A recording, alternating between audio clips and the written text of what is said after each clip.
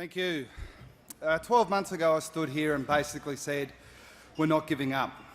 We're not playing it safe, no rebuild, no managing expectations, no acquiescence to equalisation. We'll fight, we'll use the tools available to us, we'll persist with the ambitious plan that we embarked upon about 10 years ago now to contend while rebuilding. Not many clubs talk about rebuilding, and generally that's because it sends the message that the next couple of years are going to be more difficult. I think with great confidence now, after the last probably 9 or 10 years at least, maybe even longer, we can say with great confidence that we will continue to transition our list. It will look different in subsequent years, but by no means should the word rebuild or reinvent or transition be interpreted as giving up on the next season. We need to be able to look our players in the eye and tell them we are committing to doing everything we possibly can to give them the best chance of success in 2020. And I think that's what our people expect. While some will expect that we'll fall, that's not our plan. And in any case, it's not the critic who counts. We've heard about the inevitable fall for 10 years now, but it will come with risk. So do our players all the time. Not just physical risk, but emotional risk and mental risk. And it's not just for our players, it's for all our people, our supporters, our coaches. Contending brings hope, and the risk that that hope may be crushed. And when you are crushed, again, so close to glory, it becomes more tempting to lower the expectation, to lower the risk, to lower the emotional investment. But that's not the Geelong way. So here we are tonight, having achieved more than most thought possible this year, but crushed nonetheless.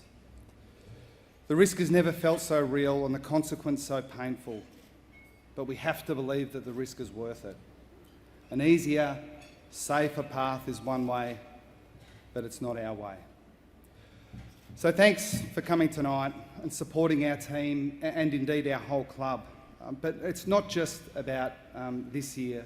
It's about a number of years, and as Joel just said, it's a privilege to be a part of a club, and when I say this, I'm confident that I speak for everyone associated with our footy club, that it's a privilege to be associated with a club that puts itself on the line.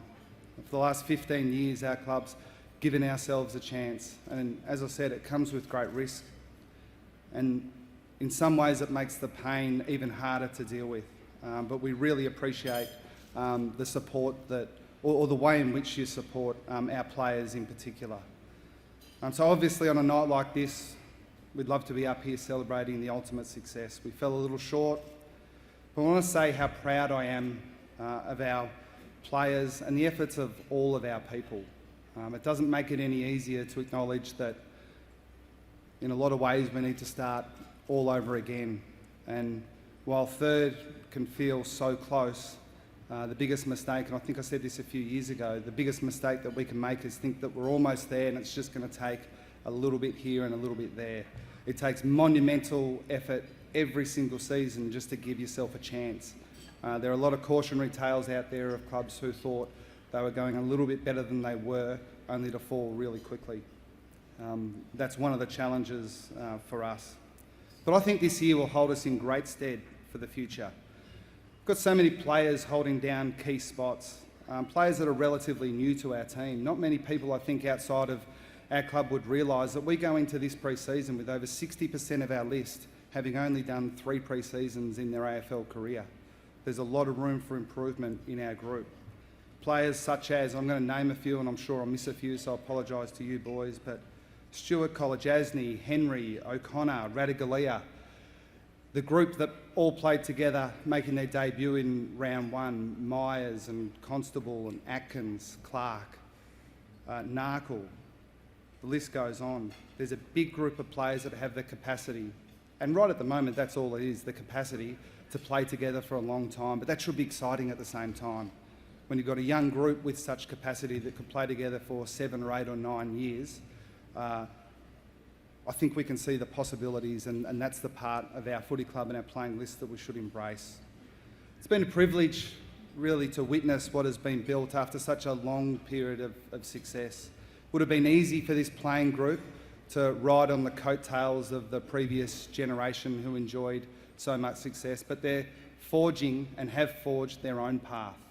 I said publicly in a moment of weakness this year, and I've said it to the players privately as well, but I can say hand on heart that in so many ways this is the best playing group that I've dealt with in my time at Geelong. I'm very proud of them.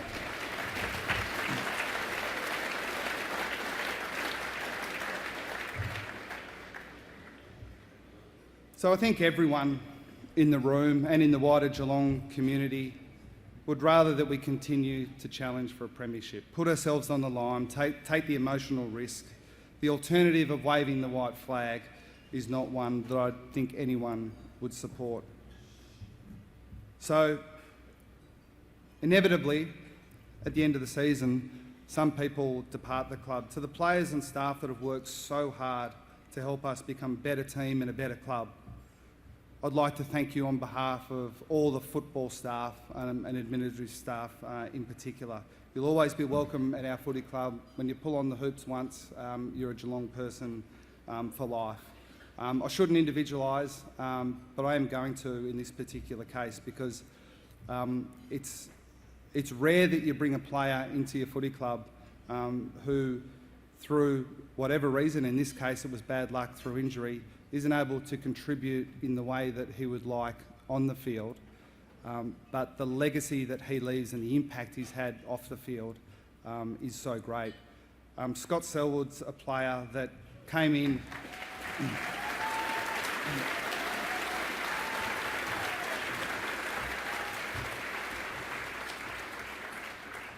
Would have been easy for us to bring Scott in because he was the captain's brother, but Scott was so much more than that. Joel was an advocate, clearly, but we heard so many good things from Scoot, and I think now, I mean, I could talk for a long time, I won't embarrass him for too long, but when we look back on the impact that Scott has had on our footy club, everyone that was involved in the process of bringing in such a high-quality person will feel vindicated in the investment that we made in him and feel confident that he repaid that multiple times. So thanks, Scott. Good luck in your football future.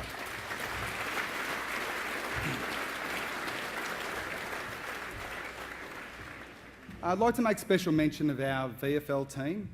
Led by Shane O'Brien and James Rayleigh, who heads up our academy. They continue to do such a great job in developing young players and having them ready for the rigours of AFL football. I can say with great confidence that the Geelong VFL program is something that most VFL programs around the competition aspire to, not just because of their success. In fact, we don't prioritise on-field success in our VFL program. We prioritise building an environment that prepares our players to come in and have an impact at AFL level. I mean, I could reel off the names, but you don't need to think too hard to come up with players who have worked their way through our VFL system and come into the AFL program as if they'd been there for years. So well done to those guys.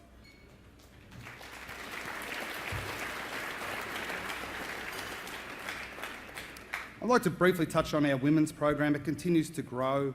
The first year of the AFLW, or our first season in the AFLW, was a great success in every way. The thing that I think we all should be proud of is the way that that program has embraced the Geelong ethos, and to see them qualify for the finals in the first season was an exceptional effort. We look forward to seeing our AFLW team continue to grow.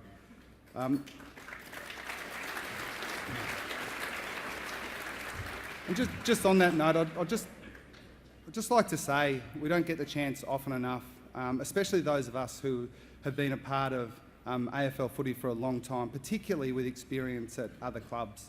Not every club has what we have. I would go so far as to say very few clubs have what we have.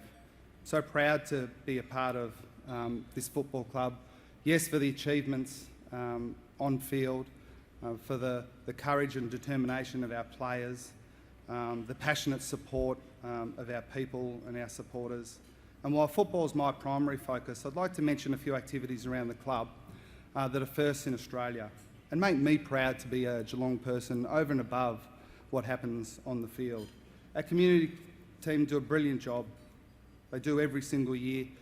This year they open a sensory zone at GMHBA to make the ground more inclusive for special needs children. Our club made the risky call, made the brave call to exit gaming. So much to say that our club even made the call to exit gambling advertising at GMHBA.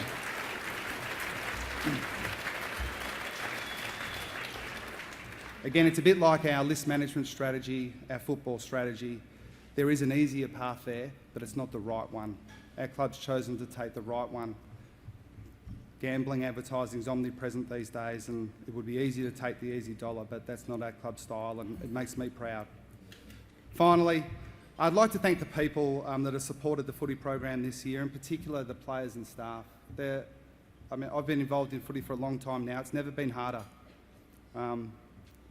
And it would be impossible without the support of the people that are close to us. I think the life of the partner of a player or a coach these days is getting more difficult. But again, without your support and the way you get behind our players in particular, they'd have a much, much harder task. So thanks to everyone here.